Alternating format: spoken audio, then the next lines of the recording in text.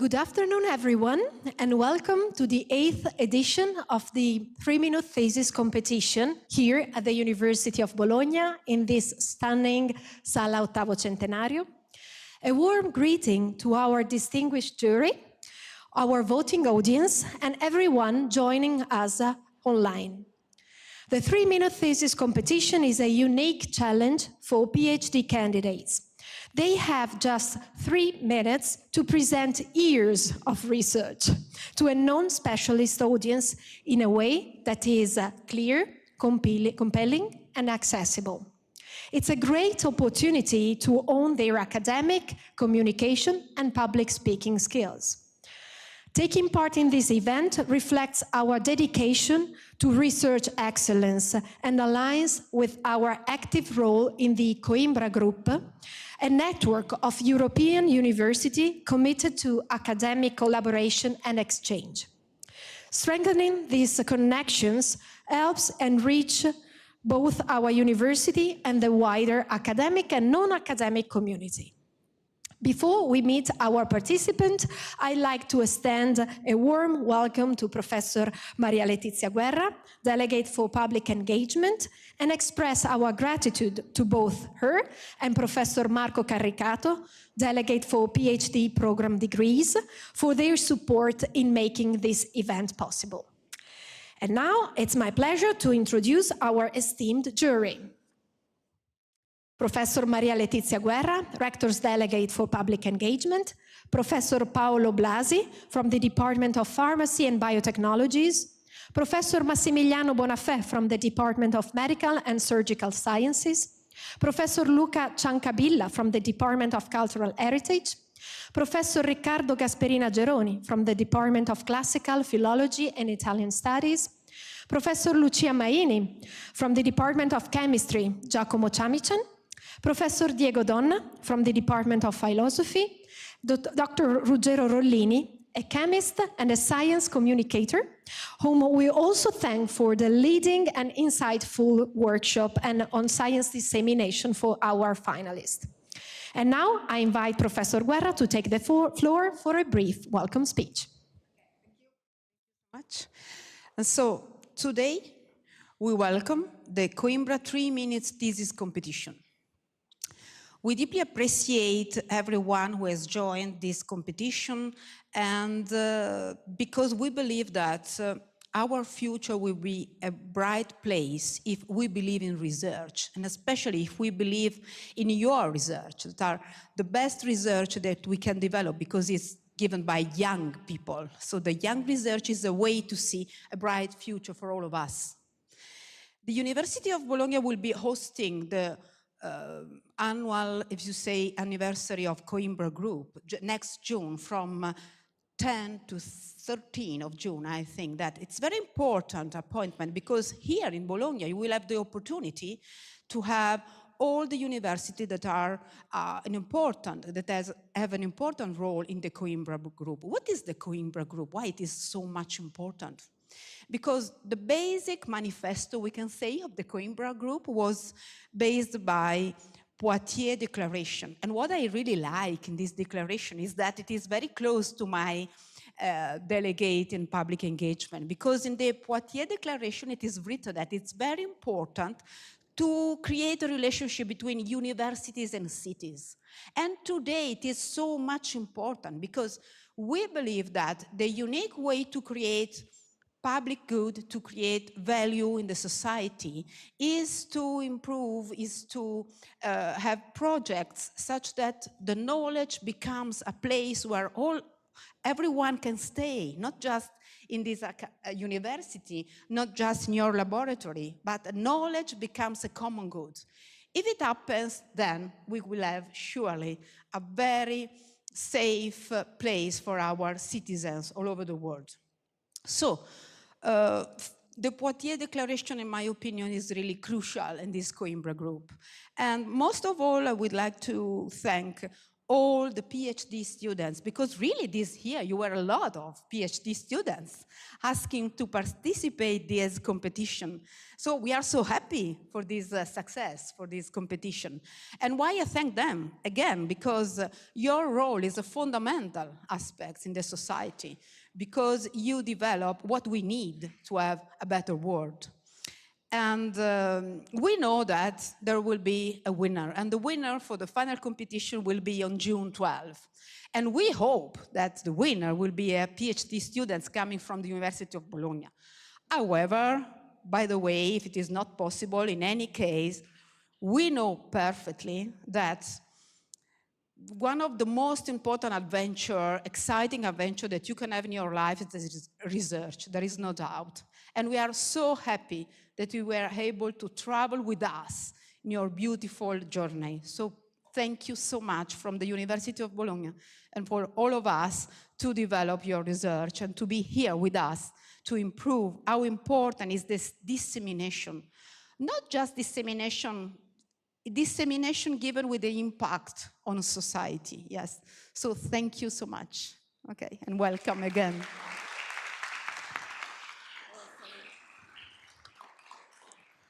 Thank you, Professor Guerra, for your words. Before we begin, let's go over the competition rules to guide our voting audience in their decisions. Here, what you have to keep in mind. First of all, the ability to communicate research to a non-specialist audience. The clarity and effectiveness in presenting the impact of the research.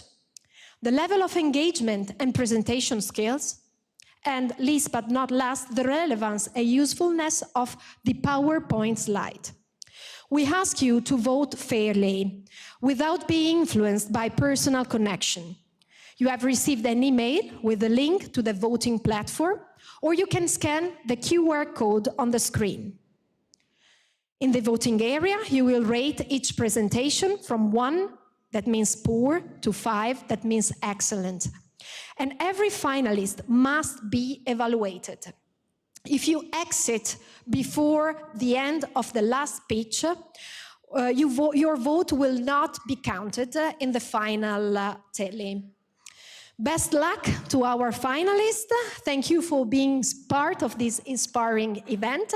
And now, let's begin the competition.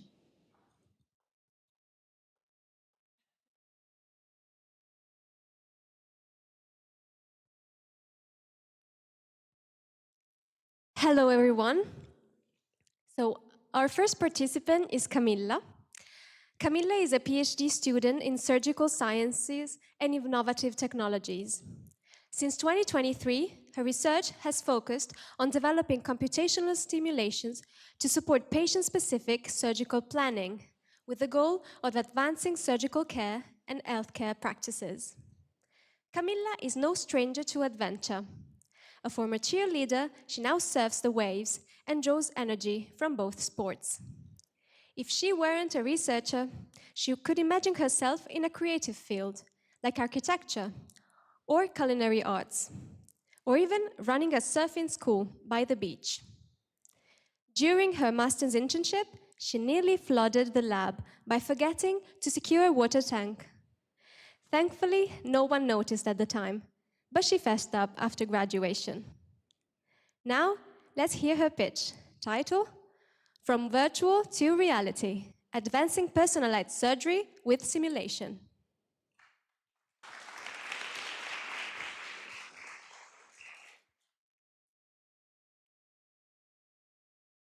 Imagine if surgeons can predict how your body behaves to surgery before stepping into the operating room. What if they have a digital twin of your body to plan the entire procedure, ensuring every detail is customized just for you? Like a surgeon might interrogate a magic mirror asking for guidance, now simulation acts as our mirror, and by asking simulation how the procedure will play out, we can predict the outcome and identifying potential challenges in advance. This is exactly what we aim to achieve with our research. And today, I will tell you how we are enhancing mandibular reconstruction surgery through the power of simulation. Mandibular reconstruction is a surgical procedure performed when a portion of the mandible is damaged due to tumors or trauma. In this case, surgeons typically replace the affected section of the bone and replace it with a metal plate. But how can we be sure this plate will react as intended? Typically, surgeons have relied on their experience and expertise, but now we are changing that by providing a powerful tool for surgical planning.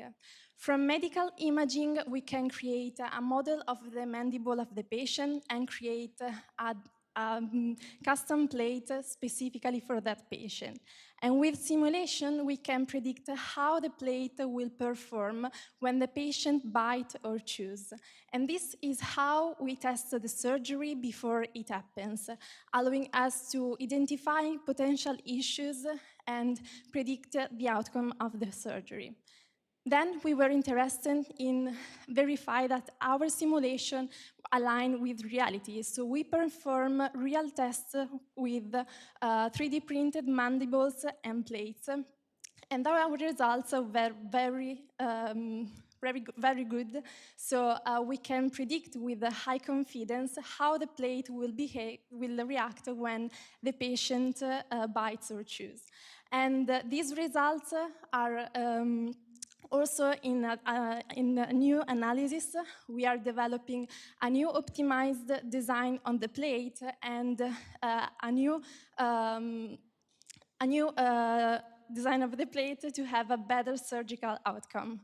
So in conclusion, our results are enhancing mandibular reconstruction surgery, and we are moving towards a new era of medicine where surgical planning is also due to obtain a better outcome.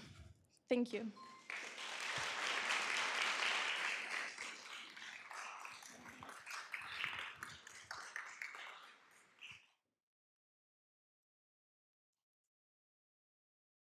Thank you, Camilla. Next up is David, an expert in telecommunications and system and control. He's exploring how distributed artificial intelligence can revolutionize automotive engineering and enhance intelligent mobility. David's journey has taken him from Sharif University of Technology to the University of Mashhad, with a recent research stint at the University of Leeds. His goal? To make transportation safer and more accessible for everyone. Outside of his research, David is a passionate traveler, a lover of local cuisines, and an avid hiker. He's also a published author, with 3 books under his belt. If he weren't a researcher, he'd likely be penning more books or traveling the world. Now, let's hear his pitch, titled, Driving into the Future. Safer roads through smarter communication.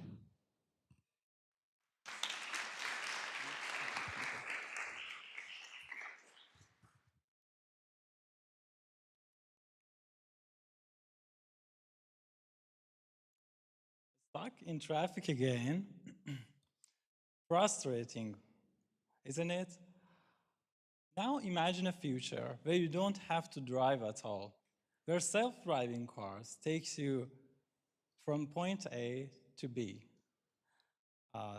Sounds amazing, right? But can we trust them to be safe? If you ask me, I would say yes, but only if we can build a fast, intelligent communication system that enable vehicles to collaborate in real time. In recent years, self-driving car tests reported thousands of crashes, some fatal, despite advanced AI. So, what's missing? Why aren't self-driving cars already the norm? The problem is that these cars, although intelligent individually, react in isolation. They lack real-time communication with each other and with their surroundings. They can't warn about sudden stops, lane changes, or road hazards, leading to accidents that could have been avoided. This is where my research comes in. I designed and developed a multi-layer air-ground communication system where vehicles on the ground, cars, trams, even traffic lights, can connect to aerial units like drones and satellites. By using next generation 6G network, this system is enabled to have a fast, ultra-fast, real-time collaboration between all elements of transportation system. By sharing information instantly, this system can prevent accidents before they happen.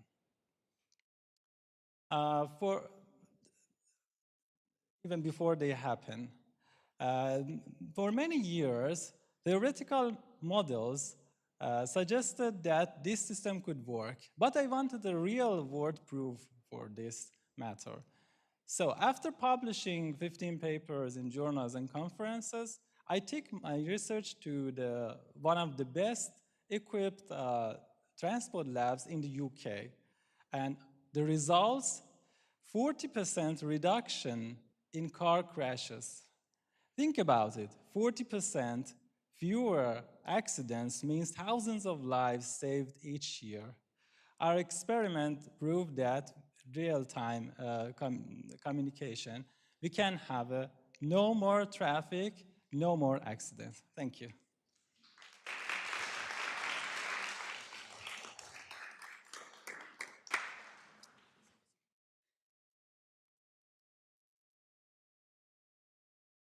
Thank you, David. And now, meet Giorgia, a PhD student in industrial chemistry. Her research blends eco-friendly chemistry with engineering, aiming to create packaging that is recyclable and reduces plastic waste. Collaborating with engineers to refine experimental setups, Giorgia is determined to bridge the gap between science and industry for a greener future. When she's not in the lab, Giorgia enjoys hiking, cooking, and diving into interior design. A memorable moment, while urgently searching for accommodation for her research stay in Grenoble, she serendipitously met another PhD student who was in the same situation, and they ended up living together. Now, let's hear her pitch, titled, "Can paper save us from plastic pollution?"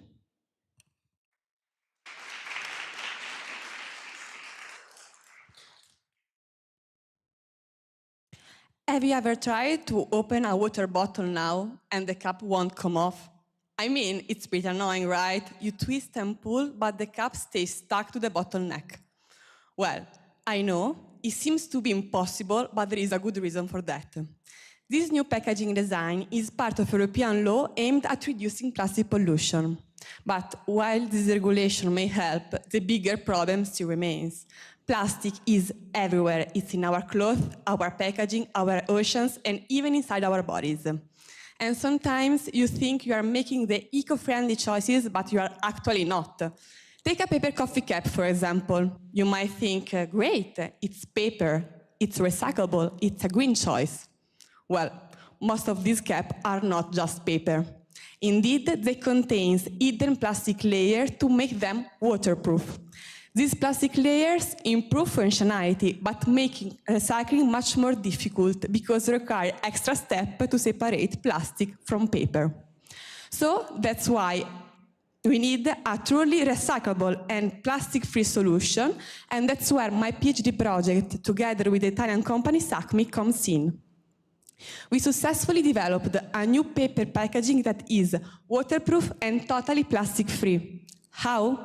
We use drying oils, the same kind used for paints and wood finishes, that harden when only exposed to air.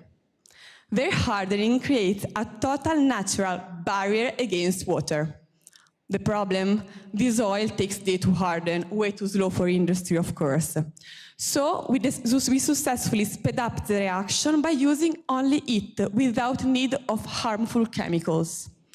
And that's not all. To shape our object, we used a process called dry molding, which allows us to obtain 3D paper object that with only use temperature and pressure without excessive water commonly used in traditional paper production. So our final results: waterproof and totally plastic-free bottle caps and paper caps that, most surprisingly, can go straight into the paper recycling bin. Easy, guilt-free, and better for the planet. So, in the end, can paper save us from plastic pollution? Maybe not entirely, but can be part of the solution, without doubt. By exploring new materials and natural coating, we can take powerful steps towards reducing our plastic dependence. Thank you very much.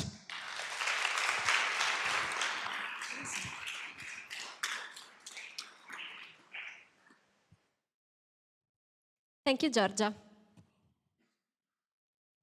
Let's now welcome Samuele, a PhD student in computer science and engineering. His research focuses on the digitalization of healthcare to optimize hospital resources. Samuele is fascinated by how technology shapes our world, and he wants to be part of that change.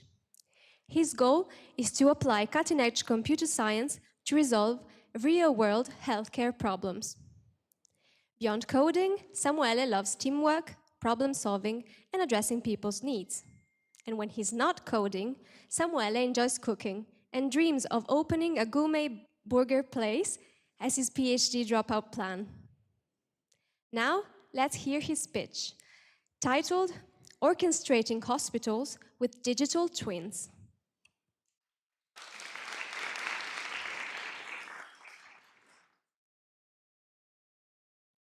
Have you ever been to an orchestra concert?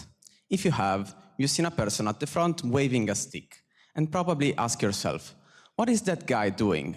He is the conductor, and he makes sure that every musician plays in perfect harmony. So what you hear is beautiful music, and not just random noise. In many ways, my research tries to do the same thing, but for hospitals. When you enter a hospital, it's not music what you hear, but the sound of professionals running around to care for patients. Every action they make can produce data, just like instruments produce sound, but without a conductor, it's all noise. So, together with House Romagna, I'm working to answer the question, how can we turn that noise into music? This is where digital twins come into play. The idea is very simple. You create a virtual copy of something that exists in the real world. An operating room, a medical device, a patient even. Then you keep that copy synchronized with what is happening in the real world in real time. To do that, we must collect data from the real world, send it to the digital twin, and process it to transform it into meaningful insights. Success! We have transformed noise into music using a digital twin. Well, making it work in practice is the actual challenge. In my research, I focus on how to build such digital twins, designing the technical infrastructure that is needed to combine sensor data with hospital information systems. We must combine these data flows with expert knowledge to make sure that we create models that are useful for the entities that we want to track. To keep these models simple, instead of making one huge digital twin for everything, I propose we use a connected ecosystem of digital twins capable of tracking the relationships between objects, people, and processes. I'm applying this vision to one of the most critical areas of a hospital, operating room and surgery management. I'm using a simulated model of a surgical department to test how digital twins can respond to disruption, send warnings, and adapt schedules in order to maximize efficiency and resource utilization. The road ahead is still quite long, but I foresee a future where physical and digital systems work together to provide better healthcare for everybody, and digital twins will run hospitals in perfect harmony, just like an orchestra. Thank you.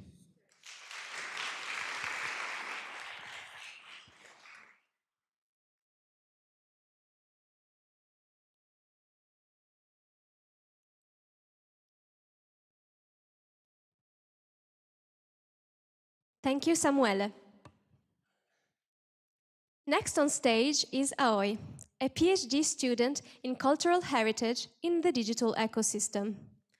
Originally from Japan, Aoi's deep love for Italian cuisine led her to move to Italy, learn Italian, and continue her studies here at the University of Bologna. Her research focuses on the transformation of food culture in Bologna through digital technology.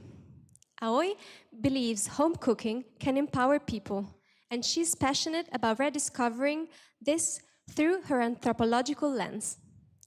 If she weren't a researcher, Aoi might be a food journalist or Instagrammer, sharing her love for food, culture, and travel. Having visited 55 countries, she's just returned from a 5-week honeymoon full of adventure. Now, let's hear her pitch titled, Click, Cook, Eat. How Tech Innovates Food Transitions in Bologna.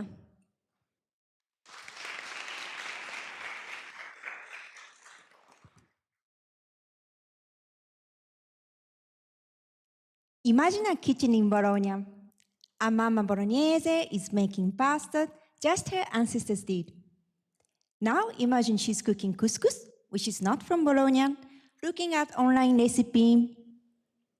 Before she eats, she takes pictures to upload it on Facebook. This is the new phase of culinary culture in the digital age. I'm Aoi.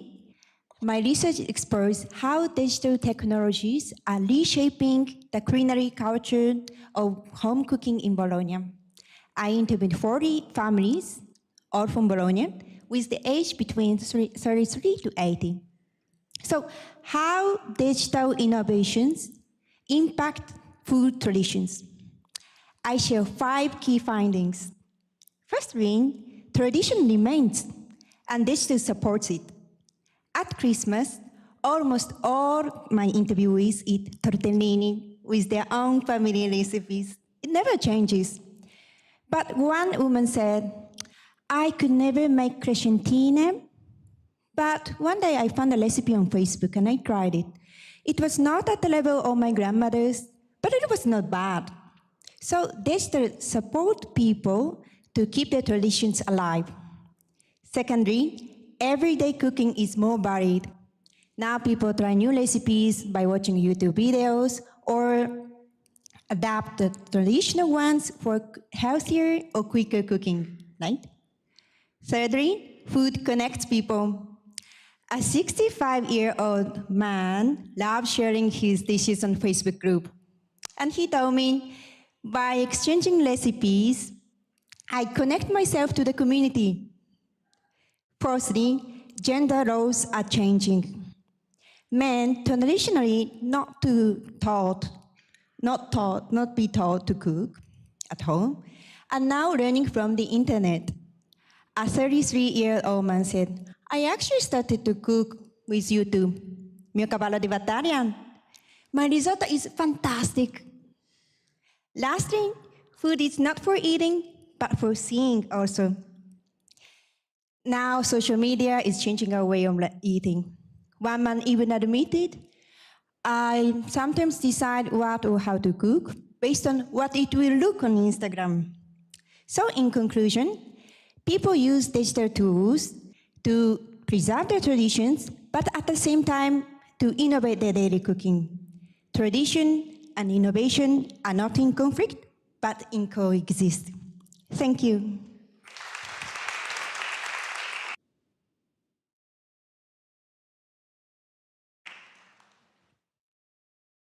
Thank you, Aoi. And now, meet Riccardo, a PhD student in industrial chemistry, whose research focuses on improving the sustainability of pharmaceutical processes through electrical resistant tomography. Riccardo's passion for chemistry started early when he loved experimenting with toys and random ingredients to create potions. Encouraged by a teacher, he decided to pursue industrial chemistry. And now, Riccardo is building industrial tanks using 3D printing and recycled materials. Though things sometimes explode, or his clothes get ruined from welding and drilling, he's certain that this is the perfect path for him.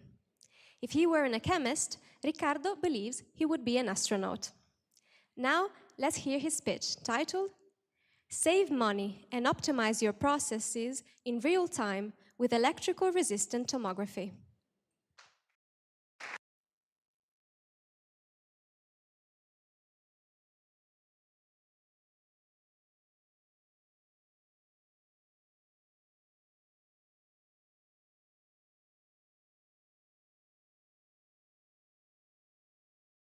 Hello? Yes? Okay. Just a second. It's a signal. So, what comes in your mind when I talk about vaccine? I think that most of you is thinking, oh no, not this again, please. But don't worry, I'm not here to talking about the period of COVID-19. I'm here just to highlight that behind every vaccine, there are years of studies and million people that are working on it like me. And the hardest part of our work is to convince people that what we do is for their health and safety. And so how can we do that? Well, communication is one of the key, of course. But as a chemical, I think that the most important part is the process control. Because we are not, we are not like wizards that are stirring a poison in a cauldron and we taste it and we say, oh, seems quite good. No, it's not like this. Behind me, you see that there is a part of an industrial plant that must be accurately controlled to ensure the highest quality of the product. And so now, try to imagine if we have some eyes to see inside our process. It will be very easy, right? Well, we actually do it. We can do it thanks to the instrument electrical resistance tomography, but we can call it ERT for friends. So this instrument allows us to understand what is happening and monitor in real time what is happening inside our process. It acts like eyes, and like every eyes, it has a complex mechanism, but the final result is simple, colors. What is more intuitive than colors? Nothing, I think. And so, now some of you can ask, but is it sustainable, for example? And I can say, yes, of course. And why? Because you don't need to take samples to do the analysis. And so, there is no contamination of the product and no waste in product. And also, we can do some consideration about the energy consumption and so the efficiency of our process. And also, someone else can ask about, is it cheap? And I can say, yes, of course, because you have many eyes located in different parts of your plant that are all connected to one instrument and controlled by it. And so, we can resume. We have the opportunity to create a greener and a cleaner process without any contamination and monitoring in real time what is happening inside. And so, we don't just see our process, we understand it. So the next time that you do a vaccine, you have to remember that it's not a poison, it's not magic, but it's science, thanks to the ERT. Thank you.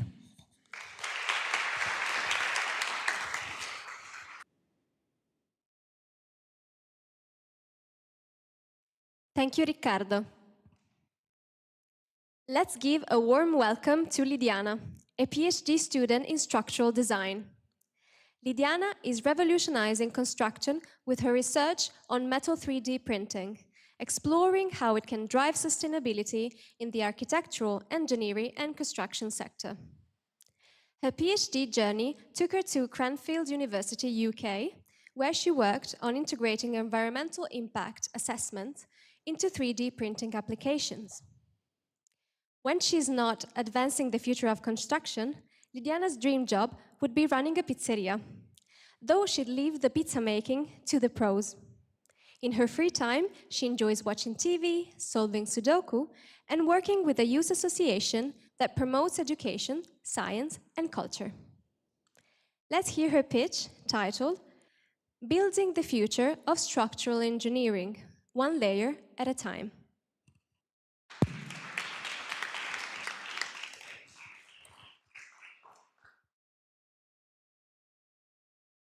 Have you ever wondered the environmental impact of the buildings we admire? Think of the Eiffel Tower, entirely built of steel in the late 19th century. It stands as a familiar example of what was achieved using steel. However, nowadays, the construction industry is responsible for up to 10 gigatons of CO2 emissions every year.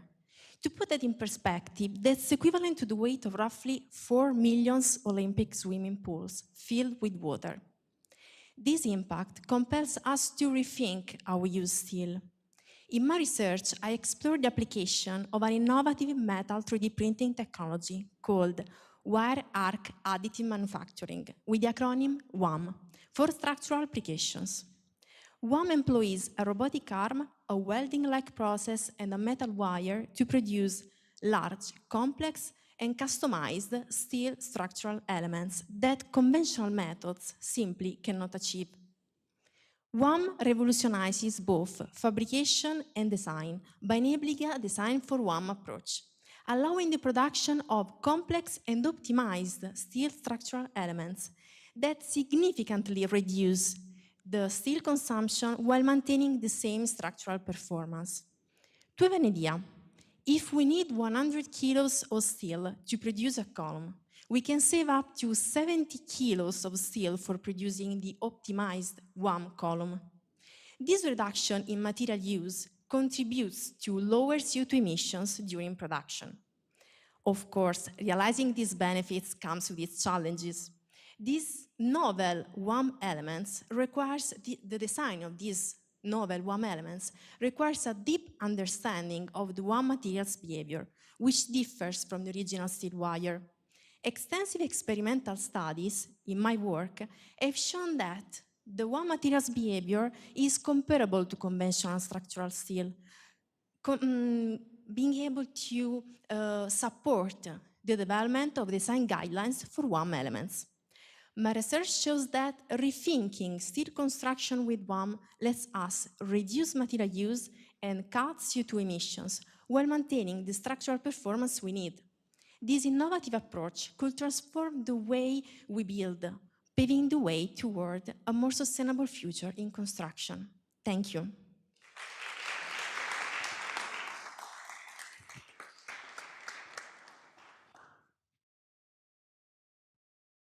Thank you, Lidiana. Next, let's meet Carlo, a PhD student in physics, with research spanning both biomedicine and cultural heritage. Carlo uses nuclear magnetic resonance to study osteoarthritis indicators, and paintings restoration, contributing to both healthcare and art conservation. Currently collaborating with the Vall d'Hebron Research Institute in Barcelona, Carlo is helping clinicians detect brain lesions in stroke patients using MRI. His goal is to make a tangible impact on medicine and healthcare through physics. When he's not in the lab, Carlo loves exploring mountains, playing handball, and playing the clarinet. He still remembers a dinner with his German landlord during his studies there, where a kilogram of onions nearly left everyone in tears. Now, let's hear his speech titled From Patients to Paintings, Looking Beyond the Surface.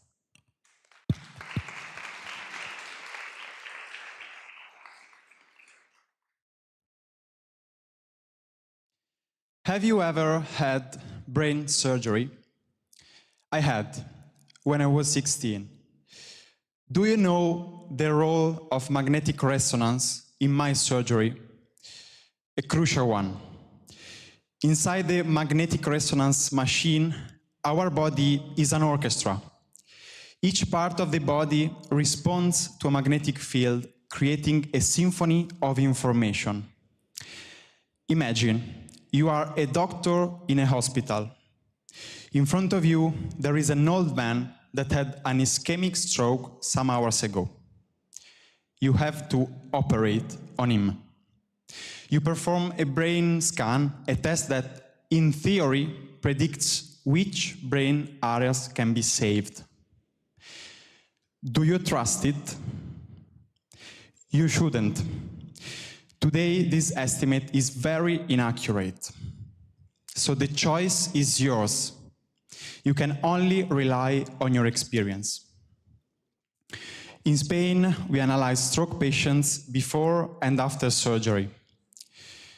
Consider that ischemic stroke is the second leading cause of death worldwide. What we develop is a game changer, a method to identify which brain areas can be saved. Now, follow me in this second image. You are a restorer in a church. In front of you, there is an old painting, and you must protect it from deterioration. You have in mind several techniques to use, and the success of all of them is based on the level of humidity of the painting in each single layer. But you don't have a machine able to measure such humidity. So again, the choice is yours. You can only rely on your experience. In Germany and Italy, we use the same magnetic resonance technology in cultural heritage. The results, amazing. We were able to detect, to provide this humidity information to restorers. Do you see the connection? I found one. Doctors and restorers both hold a masterpiece in their hands. Human life, artwork. Magnetic resonance will make them feel less alone in their choice. Thank you.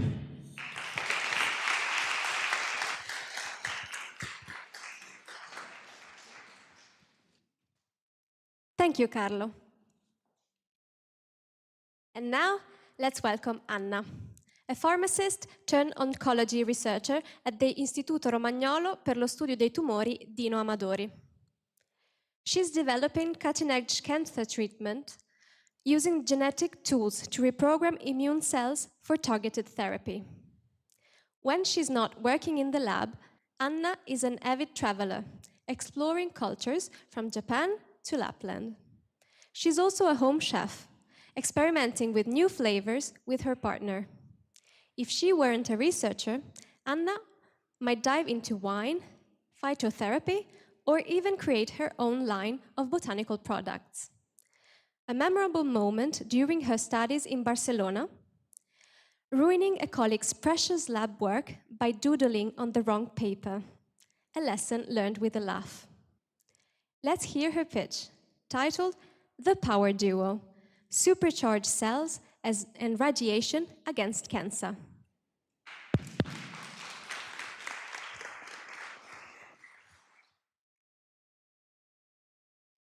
What if we can merge two superheroes into one unbeatable warrior against cancer? This is a question from which my research started.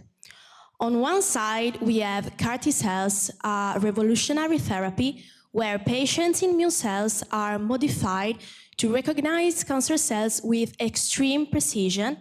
And on the other, we have radiotherapy, a powerful treatment that uses targeted radiation to shrink and eliminate tumors. Both are effective, yes, but alone they have limitations, such as harming healthy tissues and leading to severe side effects. So, what if we could combine them into one single cell capable of both immune precision attack and targeted radiation delivery? And what if they can also destroy only tumor cells while sparing healthy tissues? That's exactly what my research is trying to achieve. I have in fact engineered a new type of CAR T cell that not only fights cancer, but also acts as a highly selective therapeutic carrier of targeted radiation.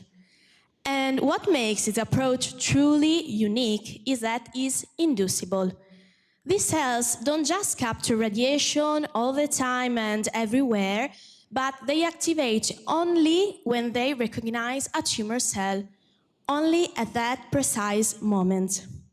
We have successfully demonstrated that these engineered cells, when they encounter a tumor cell, They activate specialized genes that allow them to produce receptors that accumulate radiotracers only where the tumor is located, only at the tumor site. This mechanism leads to two different outcomes.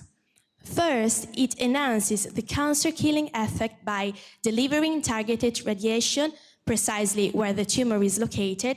And second, it turns these cells into real-time imaging tools that allow us to track and monitor the exact position of the tumor with advanced imaging techniques. And we know it can work. These cells, our results show that these cells only respond to the tumor, capture and concentrate radionuclides, and exhibit a very high uptake mechanism. This means we are not just imaging a new way to treat cancer, but we are actively building it. Because when the enemy is strong, the right team makes all the difference. Thank you.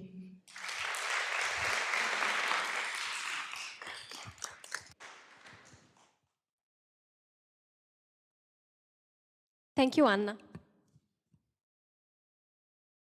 And last but not least, we have Raffaella, a PhD student in agricultural, environmental, and food sciences and technology. Raffaella's research focuses on improving poultry performance, sustainability, and food quality. When she's not conducting trials or analyzing lab results, Raffaella loves cooking and exploring new flavors. Traveling also sparks her curiosity about different cultures. If she weren't a researcher, she'd likely work in food safety and quality assurance. One unforgettable moment: chasing a runaway turkey across the facility during her first field trial. A wild adventure that deepened her understanding of these fascinating animals. Now, let's hear her pitch titled Sustainable Egg Production.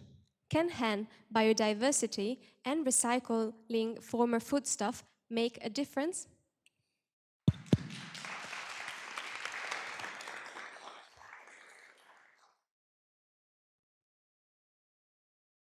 Did you ever think about where your table egg come from?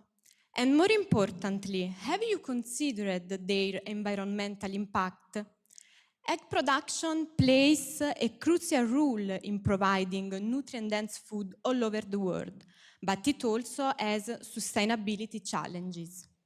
My research explored two innovative ways to make egg production more sustainable: preserving biodiversity and recycling former foodstuff into poultry feed.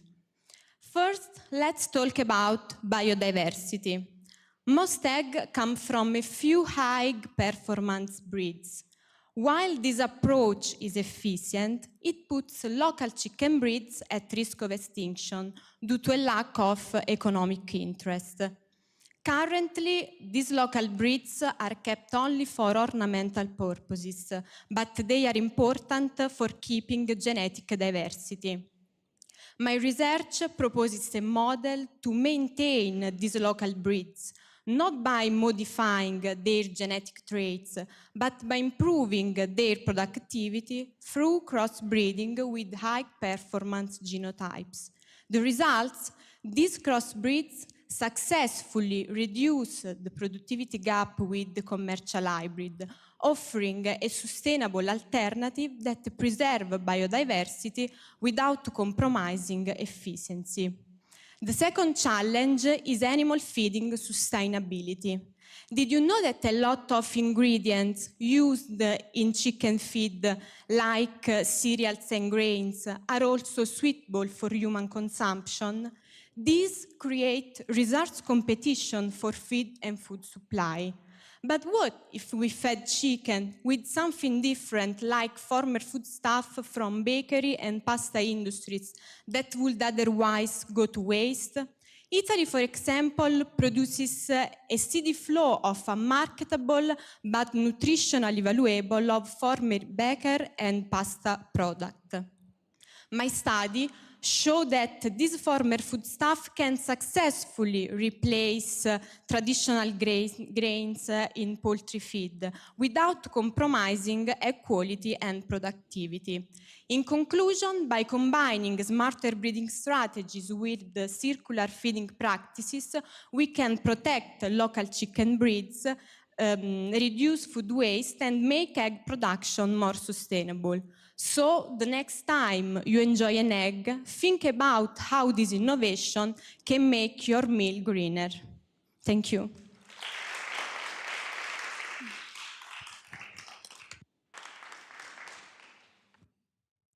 And that was our last contestant. Thank you, Raffaella. It's fun to note that this year, I don't know if you noticed, but it seems like our participants share a common love for food. Whether it's experimenting in the kitchen, exploring culinary cultures, or even creating sustainable food packaging, food seems to be an aspiring element in many of their research journeys.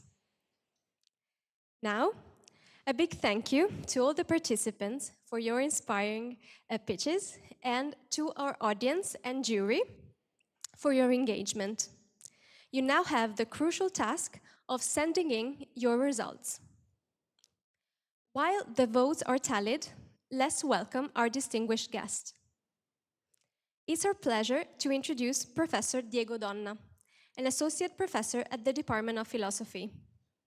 Professor Donna specializes in the history of modern and contemporary philosophy, with notable contributions in the study of Enlightenment thought. His research has led him to collaborate with prestigious institutions worldwide, including the University of Geneva and Princeton University.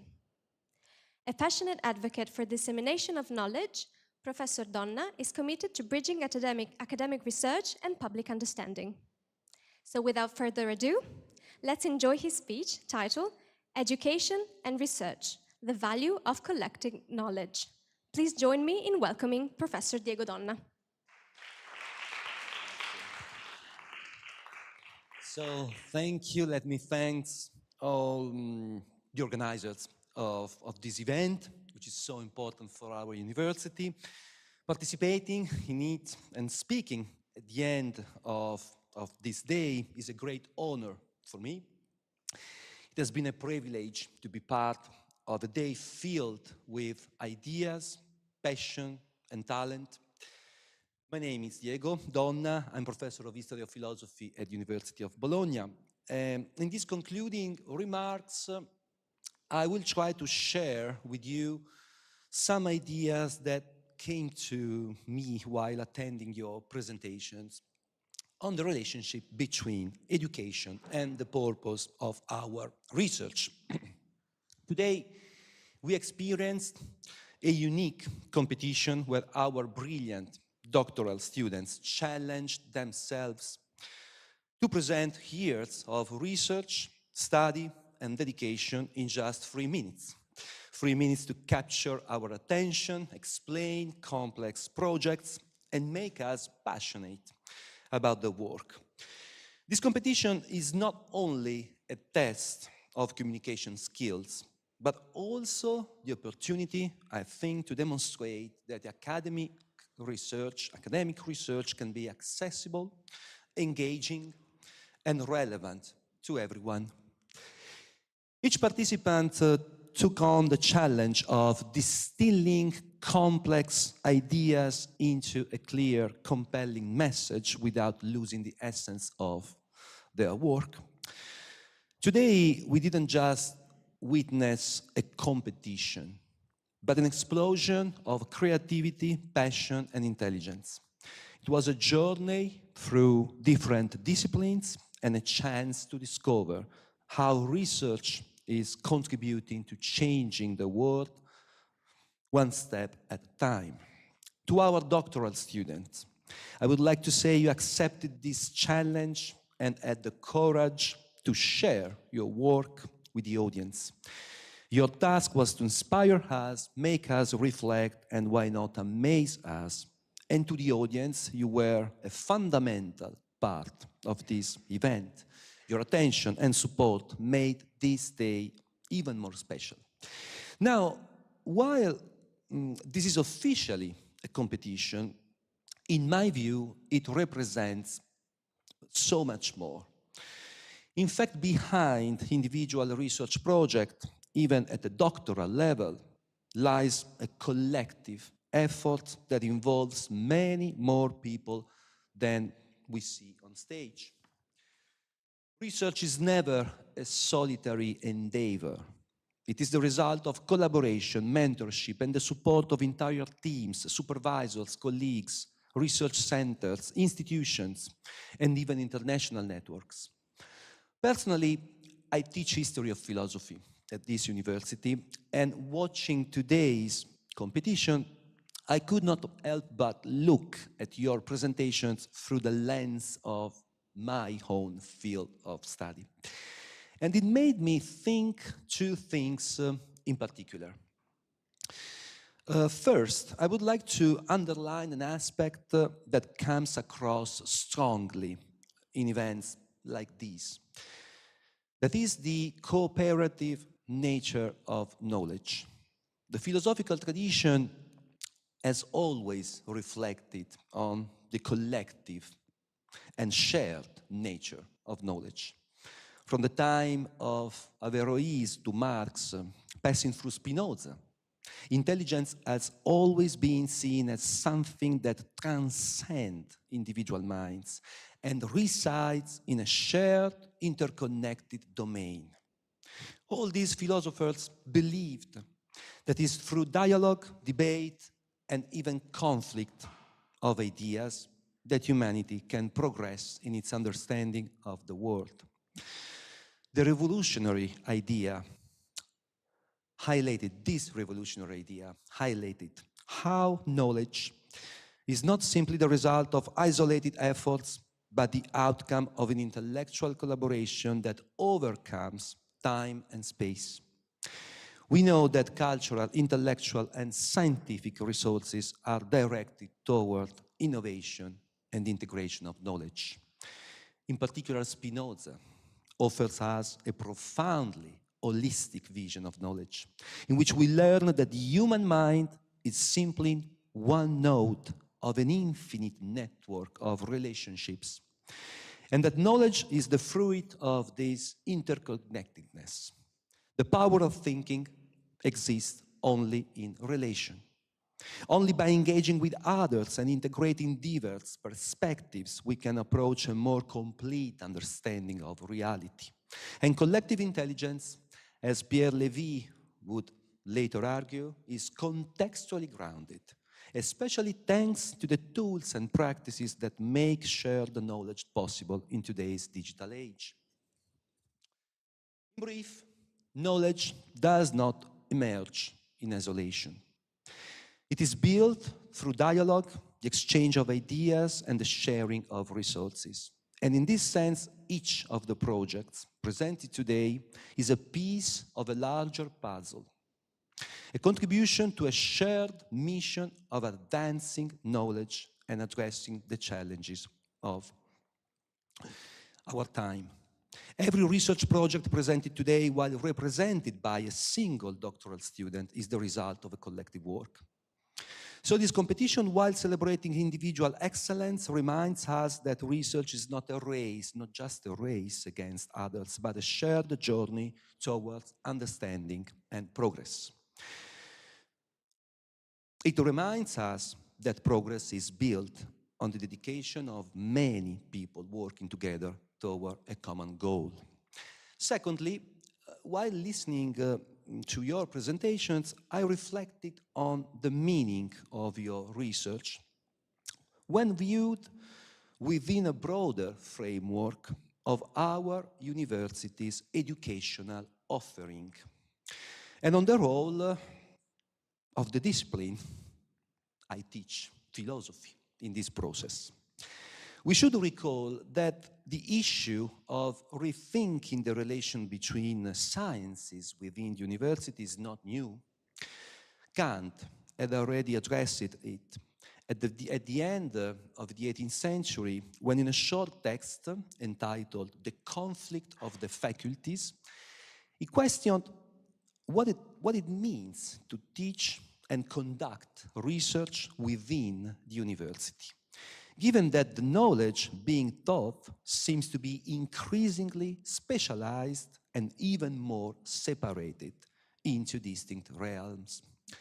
In my view, if philosophy still has a meaning, this lies in questioning the direction we want to give to things and the shape we want to give to the world.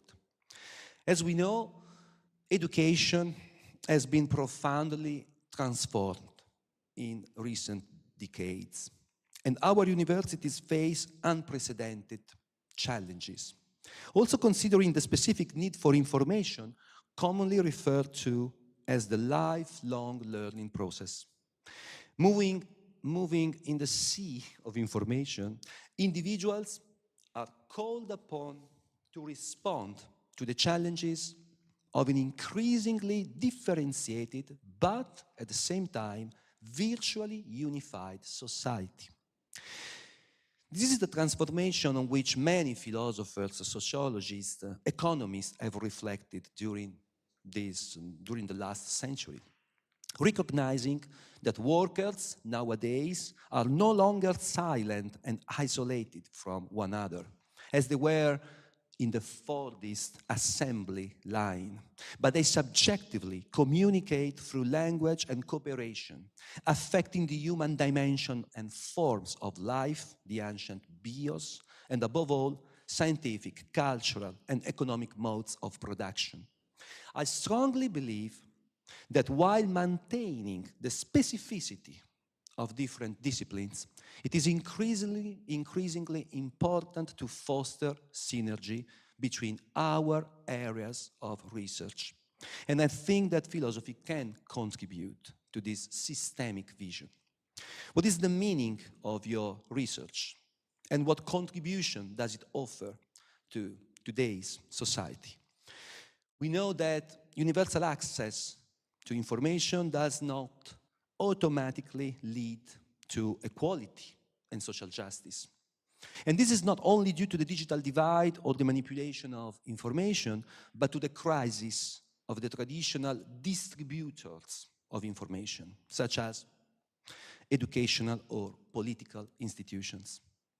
The German sociologist Niklas Luhmann stated that modern society, as a communication system, follows a self-referential logic based on what he called structural coupling between the system and its environment.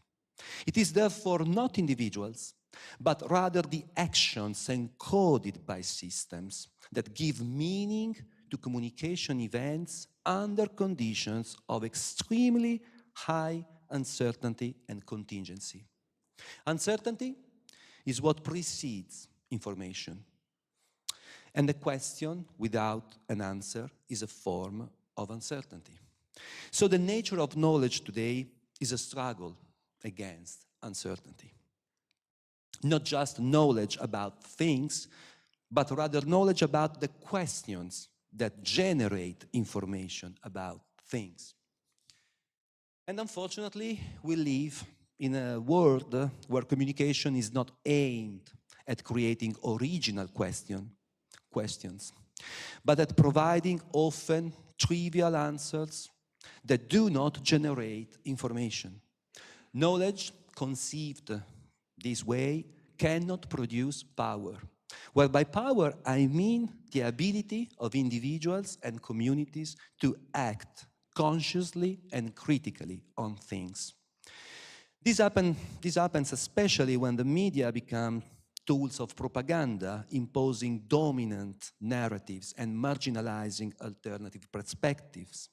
In this way, collective knowledge, which should be a source of enrichment and progress, turns into a mechanism of control and conformity.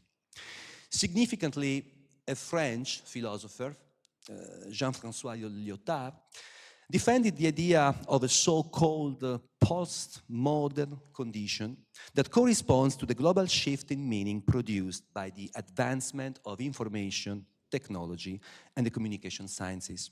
In this context, the great modern political institutions are put in crisis by the technocratic self-regulation of social processes. And yet, all is not lost. The collective dimension of knowledge retains a revolutionary potential, provided it is freed from the chains of exploitation and manipulation. And to achieve this goal, we must rethink how to organize society, the media, and educational institutions. We need to create spaces where intellectual cooperation can flourish freely, where critical thinking is encouraged, where knowledge is recognized as a common good accessible to all. I believe that the research you presented today goes in this direction.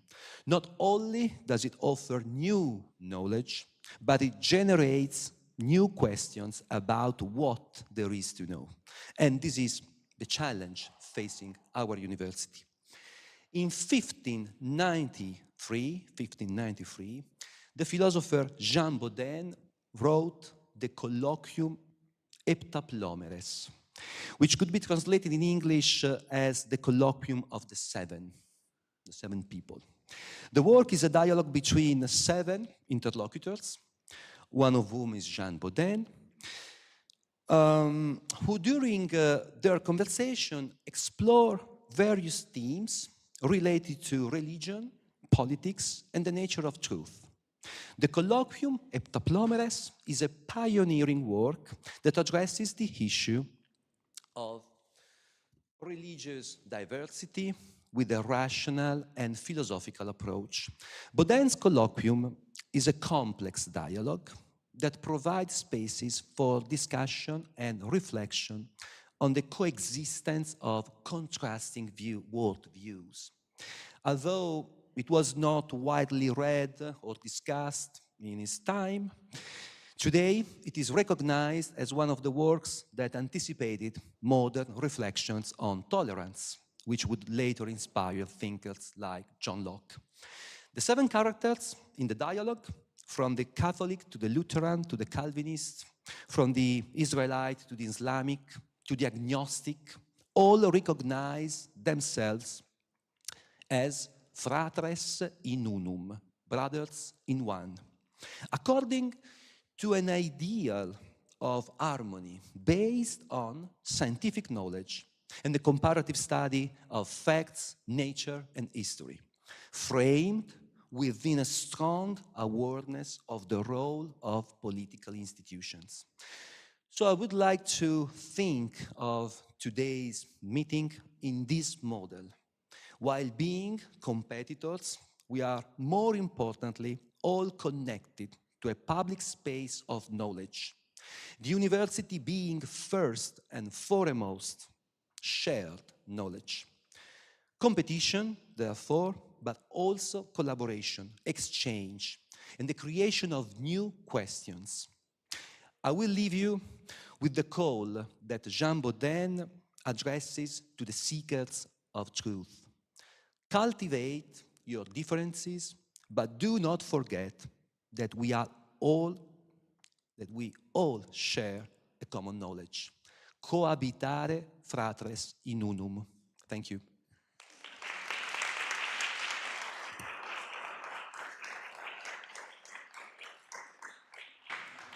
Thank you very much, Professor Donna, for your inspiring talk.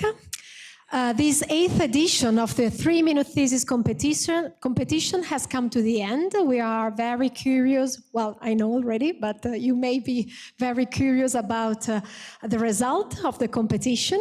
So I invite Professor Caricato to join me here.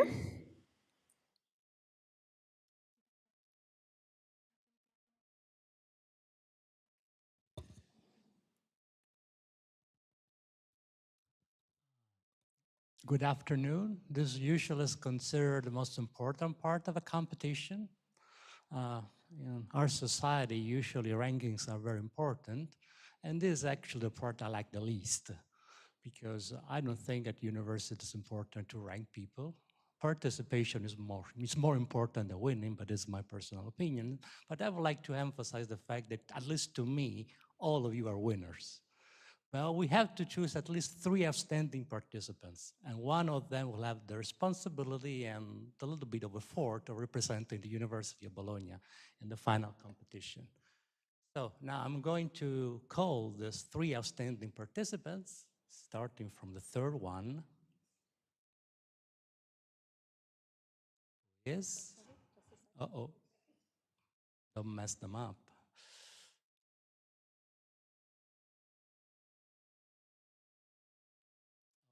Okay, thanks for double checking. So the third one in this list of outstanding participants is Anna Gaimari.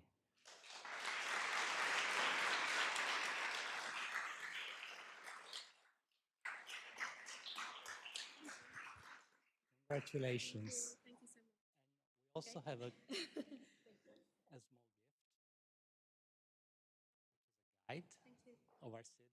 Actually, I think that you already know it quite well. If you started with 3 years, but 5 years, okay. It can still be useful. So thank you so much. And the second outstanding participant is Giorgia Giusti.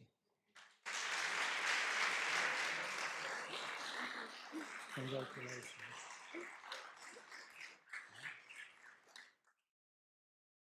The most outstanding participant is Carlo Golini.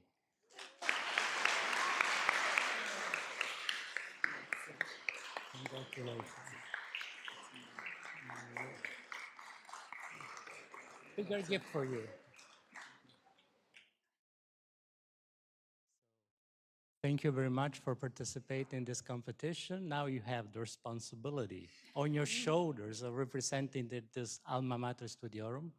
900s of history on the shoulders, but I'm pretty sure you will make it. You will represent us very, very well. So congratulations again. But still, please do not underestimate the efforts that you made in participating in this competition, even if you're not here, because we are sure it was very much important, the fact that you share your ideas. That was very important, and you learned something. You learned something about communication, you learned something about you gained skills, and you thought about your research in a different way. And I'm pretty sure that this will be very useful for your professional career and in the future. Thank you very much for being with us, and please see each other next year.